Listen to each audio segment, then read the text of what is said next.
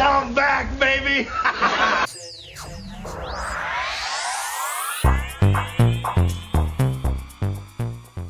Hello everyone, thanks for clicking on this video. Yes, I'm back. If you haven't checked out my community post, basically I've been away on vacation, went to another part of Canada, then went to visit some family in the UK. So I haven't really had a chance to record, edit, do any of that kind of stuff. So that's why I've literally been absent for the last 2 weeks. But I am now back. Honestly, still feeling the jet lag, a lot of trouble with like the airports and all that kind of stuff. But honestly, won't go into that. So we're going to be back now, returning with the weekly entertainment news video. So I apologize right now that I haven't posted anything within the last 2 weeks. This one might be a slightly shorter video, so I do also apologize about that. But thank you all so much for your patience. If you are new to the channel, also consider hitting that subscribe button, as we do these every single week, along with other types of videos like movie reviews, TV series. I also just done like an alphabet challenge, posted all of that on my shorts, along with some votes on the community tab. So if you haven't voted for that, you can go check that out on the community tab. Subscribe to the channel so you don't miss out on any more future videos. But all that rambling aside, let's start off. So I want to talk about the Captain America 4 trailer, because just briefly, I know it came out just over a week ago. I was able to check it out while I was abroad, but honestly, just my quick thoughts. Loved the trailer. Was not expecting it to look as clean as it did,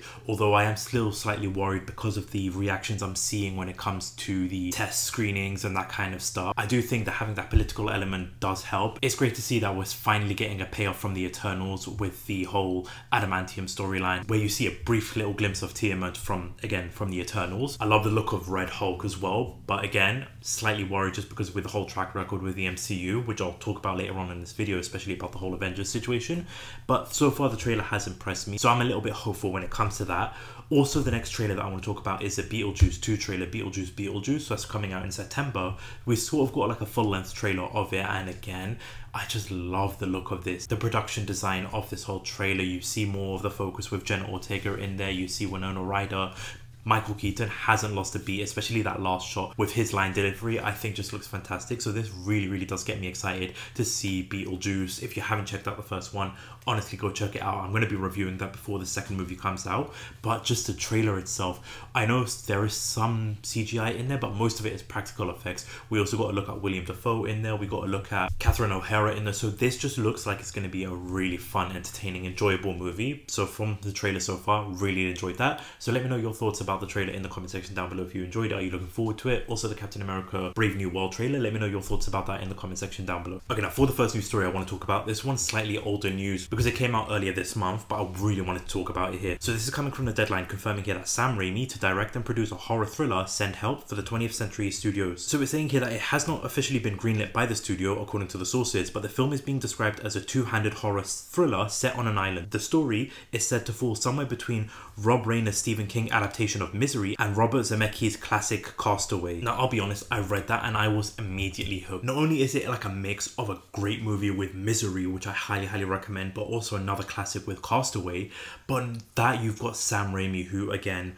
Evil Dead, you've got Spider-Man, Doctor Strange, Multiverse of Madness. This is looking like it's going to be a really fun movie, a really great horror thriller type of movie. The director hooked me in, the premise reeled me in, and now with this all together, I'm really looking forward to this. So I really do hope it gets greenlit soon, and that we get to see this sooner than expected. So you see this and you hear this, what are your thoughts? Will you be checking it out? Does this sound intriguing to you? Let me know down in the comment section below. Now, from one thing being greenlit to another thing being cancelled, for the next news story we've got here is a confirmation of the Halo TV series that has been cancelled. So coming from the Hollywood Reporter, confirming here that Halo cancelled at Paramount Plus after 2 seasons. The show's producer will look for a new home for the adaptation of the video game franchise. I'll be honest, reading the reaction to this was more hilarious than actually hearing the news here, because I genuinely feel like majority, 95% of the people are happy that this has been cancelled. Again, I've never played the Halo games. I'm not really into like the Halo franchise. I've checked out the show. I've seen the first season. I watched the first episode of season 2. It really doesn't feel like I know Halo, obviously. So with this one, even me being not a gamer of Halo, knew this wasn't like a great adaptation of the video game. I believe even like the writers or the producers came out and said that they haven't played the game. They're not really focusing in on adapting that, which I feel like was a huge mistake. The show itself, honestly, when you're comparing this to the Fallout show, which is a game that I've honestly never played either, I love the Fallout show. It's made me want to play the game, but watching this, it really didn't feel like a great Halo show, and it didn't even want me to like go play the game itself as a brand new person. So I'm honestly genuinely not surprised that this has been cancelled. The fact that it is shown that it is going to be looking for like a new home, I feel like Netflix most likely will be picking it up. That's probably the most likely one to go for it, but if they do, I really hope that they either reboot it or go for a more accurate adaptation of the game rather than just continue this.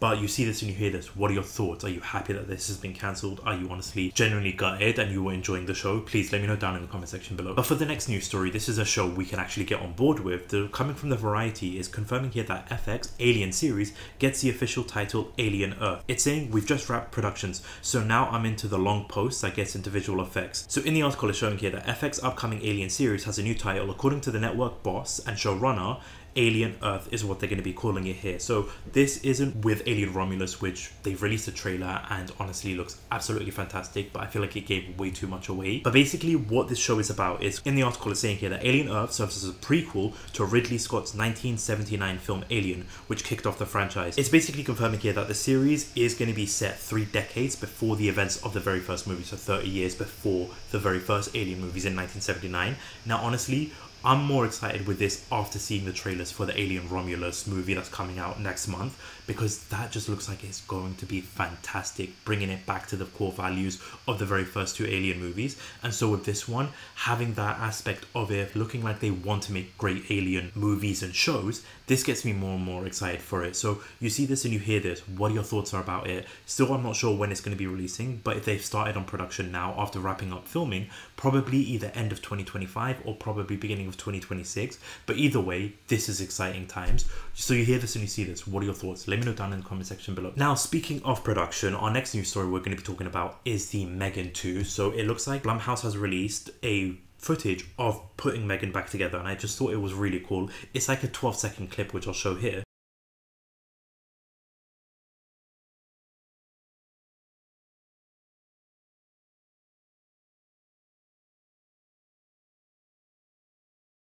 Which honestly really isn't much to go by, but I just thought it looked really, really creepy and really, really cool. But it looks like they are starting to film Megan, so we'll probably get some more set photos, we'll get more updates when it comes to the movie. But it looks like now they are starting to film Megan, the second one. If you're not aware, based on like what we've been hearing, is that Megan is going to be turning into like a good doll, protecting the little girl from like another robot that goes bad. So I mentioned it before in like wrestling terms, Megan's going to go from a heel to a baby face, and honestly, I'm a bit hesitant about that because I would prefer Megan as like a killer doll rather than more of like a hero, sort of going for like the Terminator 2 vibe with protecting the kid rather than going after the kid. But we'll have to wait and see. Really did enjoy the first Megan movie. I actually put a review very early on in my channel. You can check that out here if you want to hear my thoughts about it. But so far, looking good. Curious to see how this movie is going to look as well. So you see this and you hear this. What are your thoughts? Let me know down in the comment section below. Now for the next news story, we've got an update when it comes to the Mission Impossible 8 movie. We have got some casting announcement here. So coming from the Deadline, confirming here that Stephen O. Young has joined the Mission Impossible 8 movie. Now, of course, details of his role, details of the plot are still being kept under wraps, but obviously this is going to be a continuation of what happened with the previous movie. But if you're looking at this, because he was also in Twisted, the movie I really want to check out, but again, just coming back, I've not had time to go to the cinema or anything like that. But if you're looking at him and you think he looks really, really familiar, if you played Spider-Man 2, Mr. Negative right here. Now, of course, I loved his voice working. I loved his voice acting in the video game.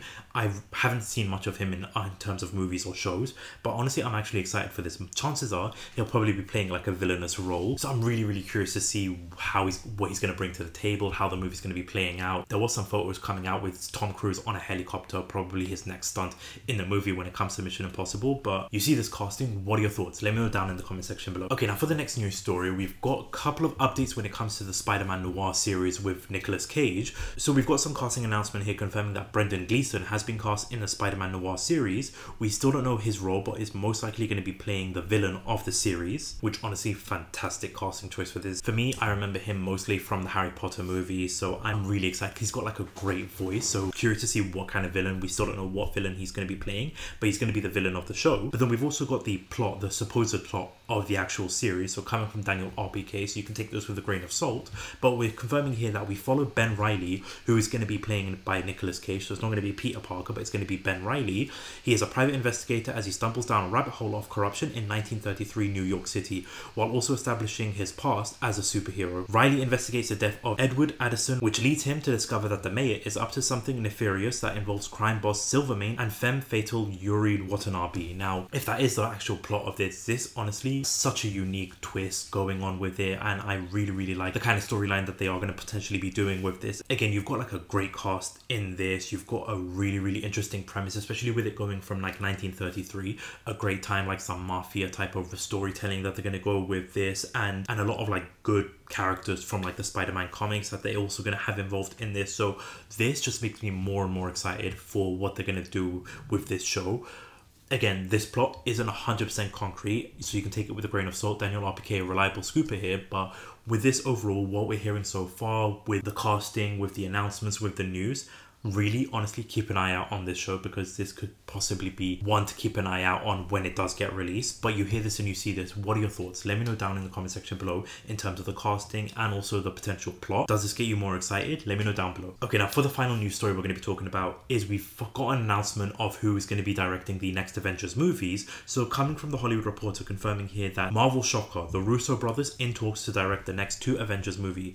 Just when you and the Russo brothers quite frankly thought they were out, Kevin Feige is pulling them back in. So it's confirming here in the article that the Russo brothers are in early talks to return to Marvel Studios to direct not just one, but the next 2 Avengers movies with Kang Dynasty and Secret Wars. Now, I've got a lot of things to say about this.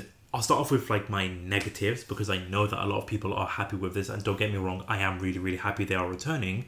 But with them returning, not only does it show that for the last like 5 years, the directors that they have, they don't really have like high hopes with it. Nothing really came out of all these directors that have been working on these movies. Since Avengers Endgame, I'll be honest, the Russo brothers, their movies have been a lot of hit and miss. It hasn't really been like standout, most memorable movies. So that for me gets me a little bit worried. Although them working under Marvel, they do really shine. Like look at Winter Soldier, look at Civil War, look at Infinity War and Endgame.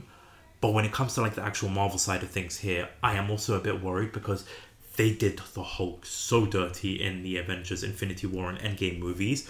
While I love those movies and they're definitely my top 2 movies of Marvel, I really want them to just bring back like the Hulk that we know. Like I want them to adapt a World War Hulk type of movie. Hopefully this Avengers movie could be that, because basically in the article it is showing here that with the whole situation with Kang and with Jonathan Majors, it is expecting that the Kang Dynasty movie is going to get a new name and a new focus on it. So it's most likely looking like we're not going to see the whole Kang Dynasty or anything like that. I know that a lot of people wanted Kang to be recast, but it doesn't look like they're going to be doing that. So it looks like it's just going to be a whole new type of thing. So realistically, I kind of hope that they go for like a World War Hulk type of storyline in this one rather than anything else. But again, with the whole Russo brothers, while they do fantastic work, the Hulk really was a standout in terms of the negative aspects of it. However, with the whole rumors about 60 characters and all that kind of stuff, I do feel like they are the right people to just have everything be blended well together. Like I said, their work with Infinity War and Endgame was absolutely fantastic. They cooked with those 2 movies, and so this does get me really excited to check out what they're going to do. Although what gets me also worried is that not only did they have like Winter Soldier, Civil War to like just build up to have a great Infinity War and Endgame, what they're going to be working with is previous work from, like I said, the previous directors, the last 5 years of honestly hit and miss movies. So hopefully that they can use everything that they've got from the last 5 years to build a great end to the multiverse saga. But honestly, if anybody can do a great ending to the multiverse saga, it will be them. So while there are some negatives on it, I'm looking at it as a big positive. I do think that they're going to make a great movie, especially when you've got Secret Wars and all these rumors about Hugh Jackman and Fox characters. You've got possibly Andrew Garfield and Tobey Maguire also coming back for Secret Wars again. All these are just rumors coming about, but they can work with some great actors, and also they've worked with Robert Downey Jr., rumors about him also returning. So a lot of potential great news to look forward to, a lot of things to potentially enjoy with the next 2 Avengers movies. So you see this and you hear this. What are your thoughts? Are you worried? Are you happy? Are you excited with all of this? Do you think that this gives you more hope with the future of Marvel? Let me know down in the comment section below. But that about wraps it up for this week's weekly entertainment news video. Again, apologies if this video is slightly shorter than normal, but just with all the jet lag and just everything catching up. This weekly entertainment news video will definitely start returning every week again. So again, apologies about the 2-week gap, but let me know your thoughts on everything in the comment section down below. Again, if you're new to the channel, do consider hitting that subscribe button. The next video will be for the Adventures of the Spider-Man animated show, so season 2. I'll be reviewing that. Plus, as we're building up to Deadpool and Wolverine next week, a movie I'm so excited to be checking out. We're going to be reviewing the first 2 Deadpool movies, and it's going to be a tier list for all the Fox X-Men Deadpool movies after Deadpool and Wolverine. So subscribe to not miss out on that. But thank you all so much for watching. Thank you so much for listening. This is YK Reviews. Peace.